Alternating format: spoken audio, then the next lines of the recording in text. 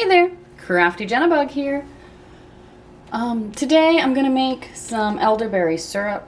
I got a message yesterday that one of my neighbors is a little under the weather and we felt like she could benefit from it. So I decided to record for the channel the making of the elderberry syrup. It's one more thing that I craft, and I keep this on hand pretty regularly. Needed to refresh my stocks. Elderberry syrup is good for fighting off colds and flus. I've seen some contradicting information about whether or not it's good for COVID, so I haven't used it in that official capacity. But as far as flu goes and colds, I have used this personally from this recipe, and I'll link the recipe in the description. I have used elderberry syrup personally for fighting off colds and flus. There was one winter a couple years ago where my husband and daughter both had the flu, and she was still a toddler and wanted to snuggle on me constantly. I never got the flu, despite the fact that I'm dealing with all of her germs and closeness and taking care of both of them, and I managed to not get sick. So yeah, I really enjoy using elderberry syrup. If you plan on using it, I suggest you look into it. Make sure it's not going to counteract any medications you take. It's very simple. So what I like to do when I make elderberry syrup to keep it around longer so I don't have to make it every time I feel sick, I get an ice cube tray and I freeze it in the ice cube tray.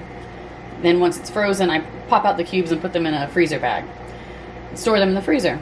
That way, whenever we start feeling icky, I can pull out a cube or two and let it thaw, or we'll take it still slushy, frozen or slushy, so it's really cold, and if you have a sore throat, that's really super soothing.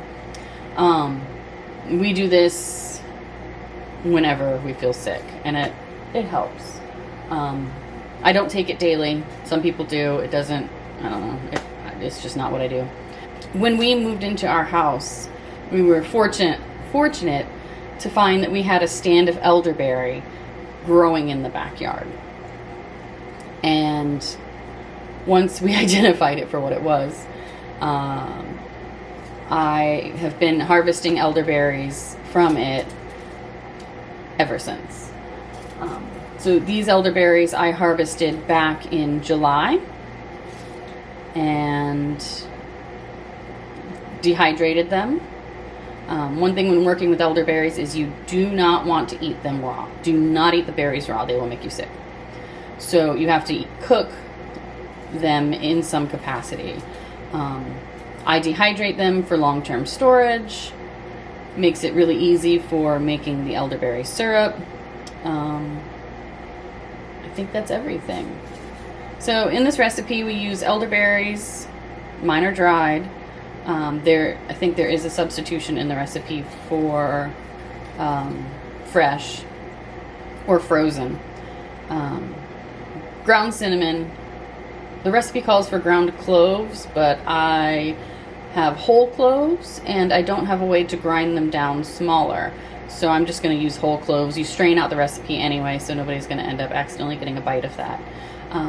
The recipe calls for grated ginger. I'm substituting ground. You can do a 1/4 teaspoon of ground ginger for each tablespoon of grated ginger that the recipe calls for. And then honey, best if it's local, raw and unfiltered. So yeah, I think that's gonna close out my intro. We will change up camera angles and I will get you guys in on the action. Alright, so got a pot. It's a small saucepan.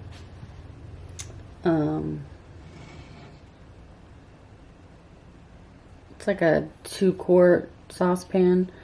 To it I'm adding 3.5 cups of water.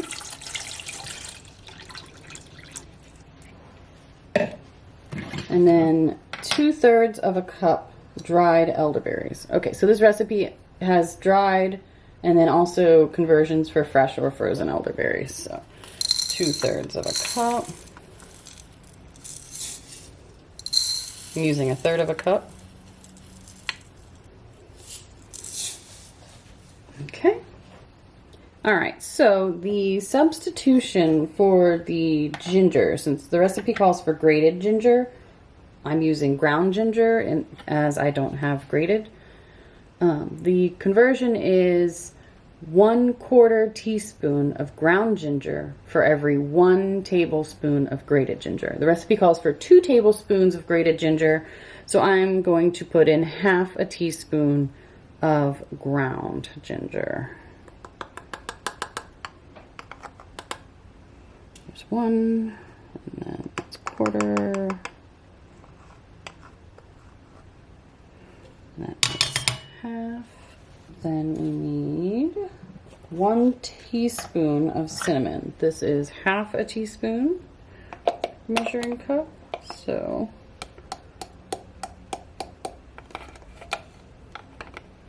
there's 1/2.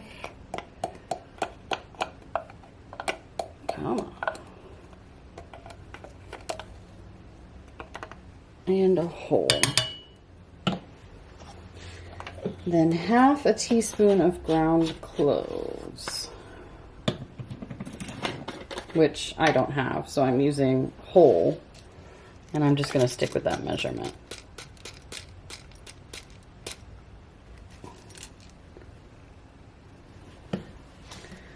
All right. Then the honey does not go in yet, because otherwise all the good stuff in the honey would cook out.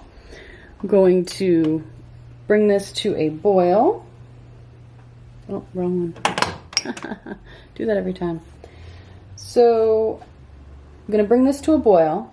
Then I'm going to cover it and reduce it to a simmer and let it simmer for 45 minutes to an hour until the liquid has reduced by half. Just going to stir this up.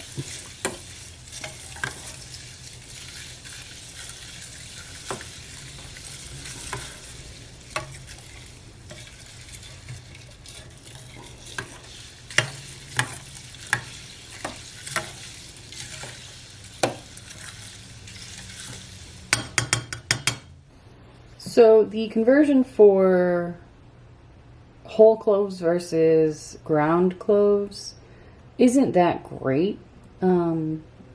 Generally, it's 3/4 of a teaspoon ground cloves to replace 1 teaspoon of whole cloves.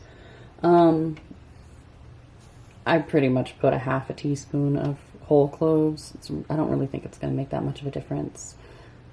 Done it before, and it's been just fine. So yeah, we're going to bring this to a boil and then cover it up and simmer.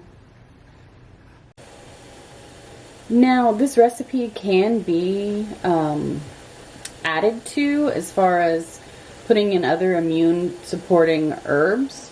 I've seen echinacea added to it. I've actually added echinacea before.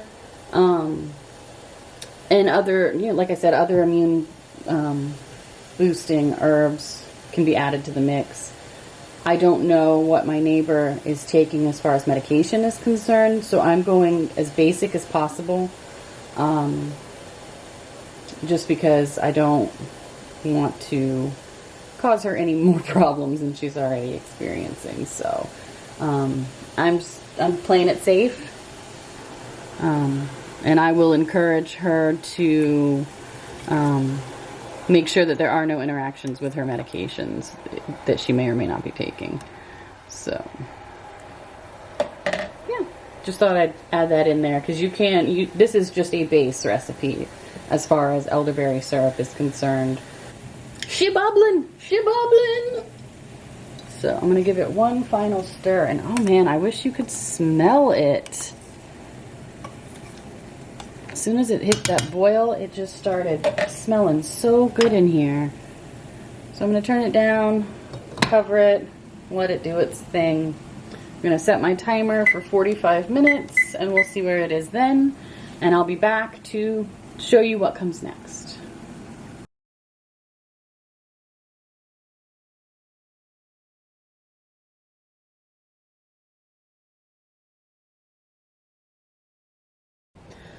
All right, so my liquid has reduced about by half. I had it simmering for an hour and 15 minutes. At the 45-minute and the hour mark, it just wasn't quite there. But you can see in here where my water line was. So I'm going to let this cool a little bit. I'm going to remove it from the heat in a second. And let it cool so that it is able to be handled. I'm going to crush the berries before straining them, which I'll catch on film. I just figured I'd give you an update. So, gonna let this cool and then we'll work with it. All right, so my elderberry mixture has cooled enough for me to be able to handle it. So I've got a glass bowl with a mesh strainer and a couple layers of cheesecloth just for good measure so I can really squeeze out all of the goodness. I thought about squishing the berries before I pour it in here and let it cool more, but if I do that, it's going to be difficult, first of all. And why create an extra step? If I use the cheesecloth, then once it's strained, I can squish the berries in the cheesecloth. So we're going to pour this in here to strain all those solids out.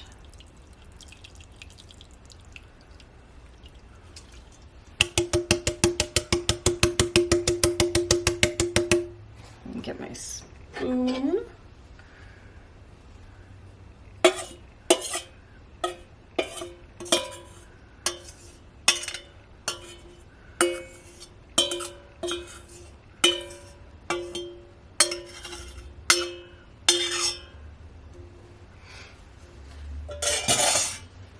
Okay. And then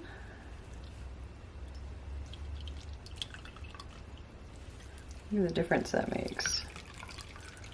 All that amazing liquid just squishing right out of there.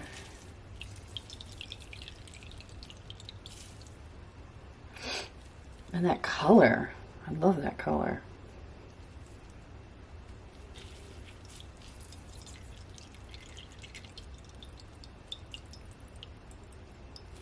Hopefully I don't stain my hands.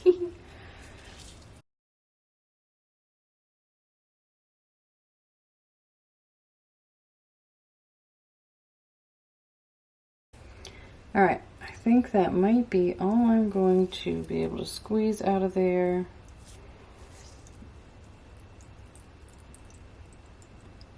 Got a little bit more. All right, I think that's all I'm going to be able to squeeze out of there. This little guy I will just toss in my compost bin. As it is, I might, spread it out a little bit, but yeah, that'll be great for the compost. Fabric and all, it's just cheesecloth. It'll disintegrate eventually. Let me wash my hands. My hand is still a little purple. So maybe use gloves if you try this. I usually have so much paint stuck in the crevices on my fingers that I don't even care. All right, this is cooled to lukewarm, roughly. So I'm going to add in the honey. You need 1 cup. Sorry, I don't know why I did that. You need 1 cup of honey. And you gotta mix well. So that's a lot of honey, but it's worth it.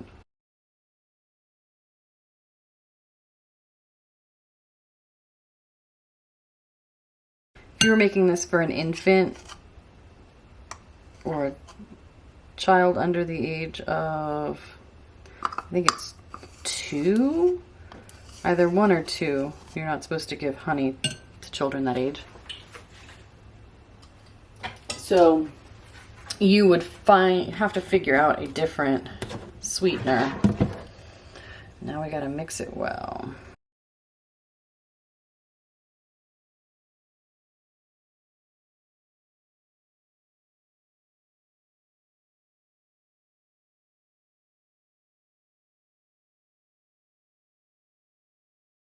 All right, I'm no longer seeing any honey in there. All right. So yeah, it's a little thinner than it probably could be.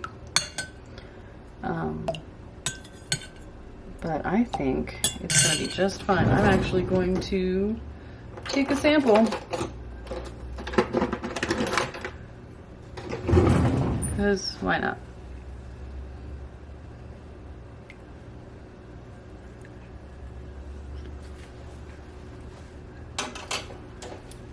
Tastes good to me. Nothing like delicious medicine, right? I'm gonna bottle this up and label it for my neighbors.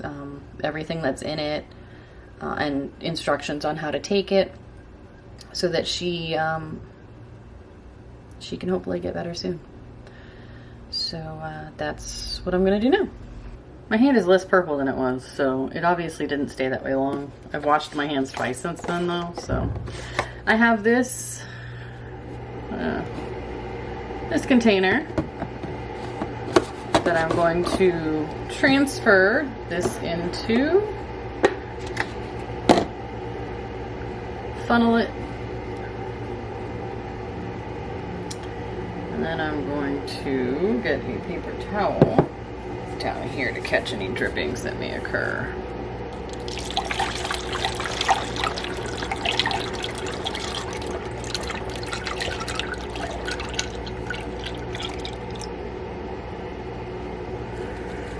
See how smart that was?